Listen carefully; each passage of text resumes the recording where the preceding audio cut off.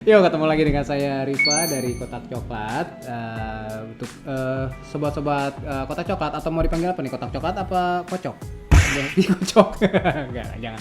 Kali ini gue akan mereview biasanya kan satu figur. Sekarang kali ini ada dua figur sekaligus. Dan kenapa itu dua figur nanti ada sedikit penjelasannya. Nah, tapi sebelum memulai mereview ini, jangan lupa ingatkan lagi tetap subscribe Kotak Coklat, di like dan juga di share, dan loncengnya juga jangan lupa diklik supaya nanti kalau ada update video-video berikutnya kalian langsung dapat notifikasinya. Oke?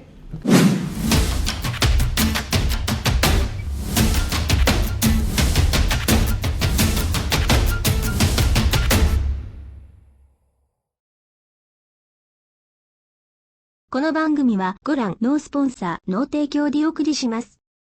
Kali ini gue akan mereview figur dari serial animasi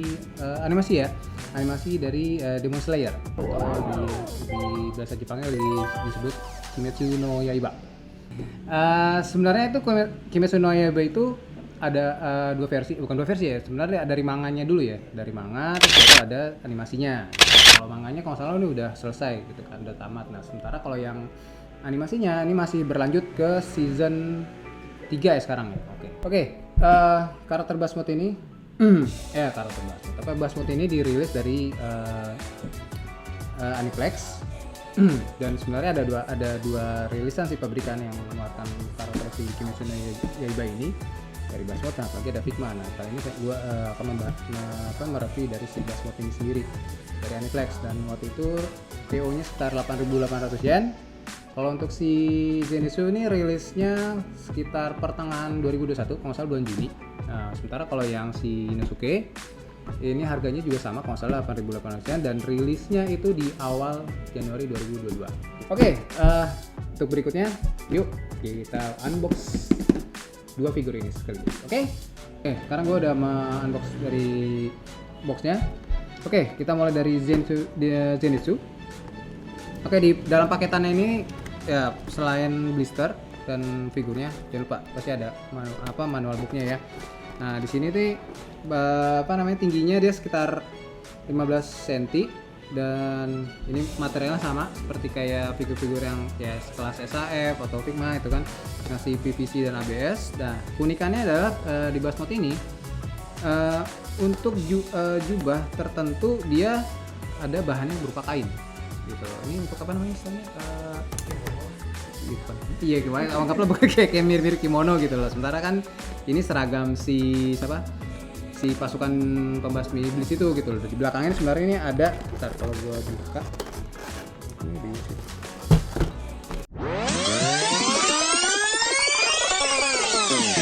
Ada dua blister jadinya. Ya, ini adalah di blister pertamanya dia ada figur dengan jubahnya, ini dari kain. Ini ada beberapa ekspresi dari mukanya, ada si katananya sendiri dan efek dari lightingnya. Nah, yang di blister kedua ini ada part tangan, ada katananya juga. Ini yang masalah yang udah mulai ada jurusnya nih. Dan ini ada katana lagi yang buat nanti dipasang di sarung pedangnya. Dan yang terakhir di sini ada bagian part untuk dia duduk. Bersila, sujud lah. Sujud, dan ini adalah bantalannya gitu loh, khasnya orang Jepang. Oke. Nah, terus yang untuk Inosuke, sebentar.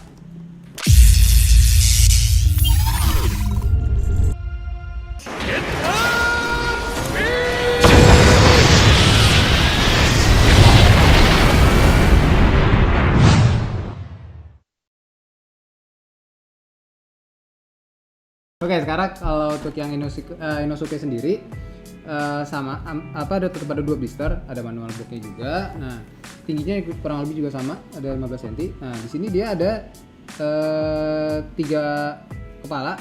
Sebenarnya sih yang satu topeng, yang satu lagi topengnya agak beda ekspresi. Di sini agak marah. Nah, kenapa dia pakai topeng? Dan ternyata kalau dilihat di sini nih wajah mukanya, raut mukanya tuh sebenarnya lebih kayak dibilang tampan apa cantik pokoknya gitu, good looking lah, cuman jadi karena dia merasa itu malu dan dia sebenarnya karena dia merasa pendekar dan malu, dia akhirnya pakai topeng. Nah, dia memilih pakai topeng babi ini biar supaya orang tidak mengenal, tapi orang mengenalnya Sasakaya siluman gitu loh. Di situ uniknya. Nah, terus dari sini dia ada 2 pedang. Senjatanya ada 2 pedang, nama pedangnya gue lupa, ntar disebutin terakhir.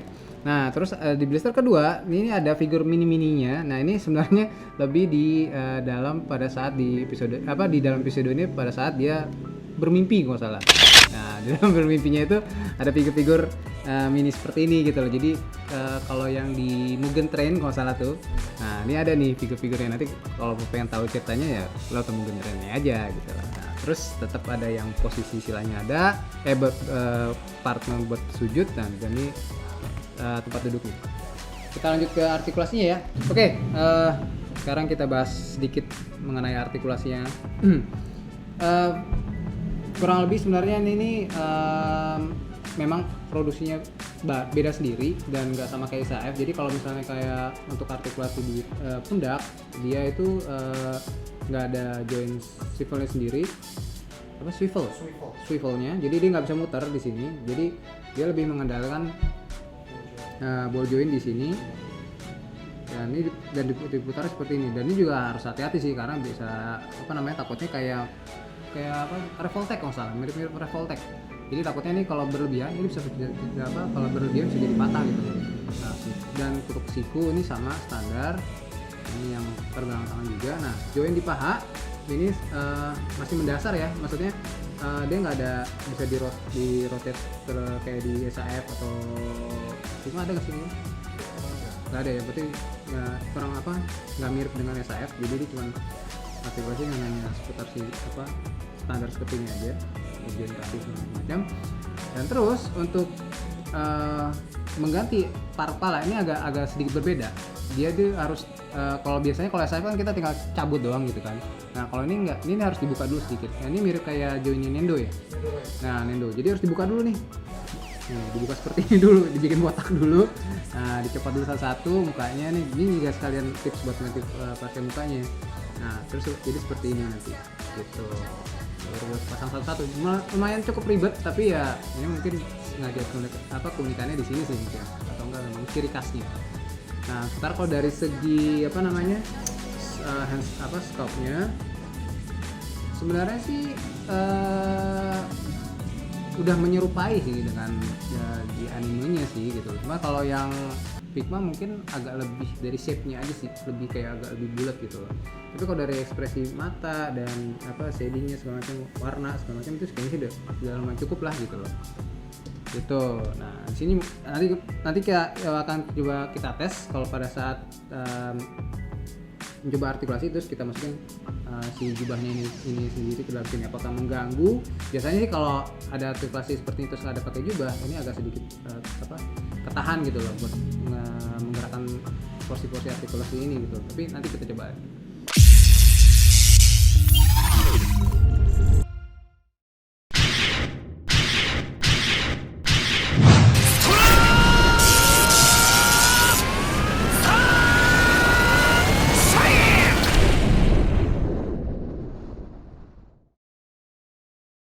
Sementara kalau untuk Inosuke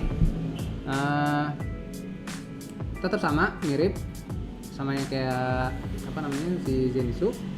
Untuk untuk artikulasi dia sama, dari pundaknya juga seperti ini, pergelangan tangan, siku juga sama, kaki juga sama. Cuma nih untuk bagian ya bukan rok sih sebenarnya, rumba-rumba ini agak sedikit loose ya, jadi lari ke kanan kiri segala macam. Nah, dan untuk ganti kepalanya juga sama, jadi tetap harus dibuka dulu seperti ini. Nah, nanti baru dipasang lagi. Oke, nah untuk artikulasi kaki juga tetap sama basicnya.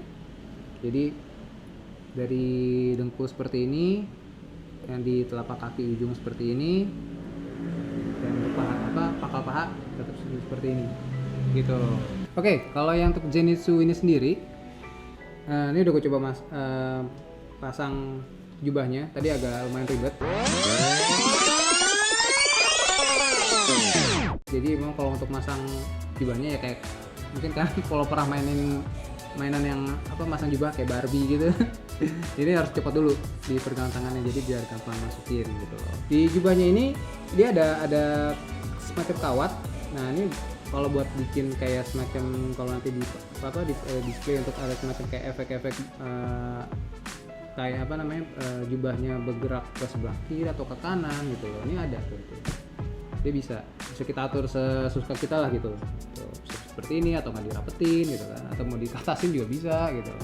Jadi ini lumayan apa namanya cukup menarik dan apa bisa berkreasi, kita sendiri bisa berkreasi mau bikin posenya semacam apa bermacam-macam gitu. Untuk artikulasinya sendiri pada saat baju ini sejauh ini sih tidak jadi hambatan ya, karena bahan ini lumayan tipis gitu loh, nggak tipis banget tapi lumayan tipis dan nggak sedikit mengganggu gitu loh. Dan mungkin karena dari segi desainnya udah mengantisipasi supaya artikulasinya tetap bisa maksimal, jadi dengan adanya jubah ini pergerakannya juga masih bisa luas gitu. Jadi masih bisa menggerakkan tangan segini cukup dalam gitu ya untuk bisa pose seperti ini gitu. Jadi ya ini plus banget ini. Oke, tadi baru coba sedikit menggerak-gerakkan di bagian kaki. Ternyata untuk swivelnya di paha itu memang nggak ada, tapi sebagai penggantinya adanya di betis. Jadi ini bisa diputar gitu. Ini untuk pose misalnya kakinya agak melebar gitu kan atau apa, ini untuk pose posisi kakinya supaya menyesuaikan jika ada dalam keadaan tertentu, ini bisa diputar gitu. Ini lumayan sih keunikan tersendiri gitu. Biasanya taruhnya di atas kan di pangkal paha, tapi ini sekarang taruhnya di betis. Oke, kesimpulannya figur ini layak untuk dicoba. Coba apain? Pokoknya cocok buat dikoleksi. Kenapa? Ya itu tadi, kalau misalnya kita mau memiliki figur yang mendekati dengan si animasi ini juga lumayan layak ya. Akurasinya ya anggaplah kalau nilai 10 tuh 9 lah, 8 ke 9 lah gitu loh. Walaupun sementara dari beberapa part dan ini juga masih belum semuanya ada sih efek-efek dari senjatanya atau jurusnya gitu loh. Tapi untuk dari figurnya sendiri ini udah lumayan bagus banget gitu loh. Udah cukup bagus lah, bukan main lagi, udah cukup bagus gitu loh. Nilai plusnya banyak. Minusnya ya mungkin ya tadi beberapa mungkin ada yang kurang, mungkin nggak tahu entah ada ratio atau mungkin ada tambahan part lain atau nggak memang harus meng-create sendiri nanti untuk part-part jurus-jurusnya itu nantilah gitu loh. Tapi ini udah sebagai acuan dasar ini udah bagus. Oke guys, cukup kali ini untuk review singkatnya. Jangan lupa tetap like kotak coklat, subscribe kotak coklatnya, di subscribe, di like dan di share, dan jangan lupa komen di bawah juga, dan jangan lupa klik loncengnya supaya nanti kalau ada review dari figur-figur berikutnya kalian selalu dapat notifikasinya. Oke? Sampai ketemu lagi sobat kotak coklat. Dadah.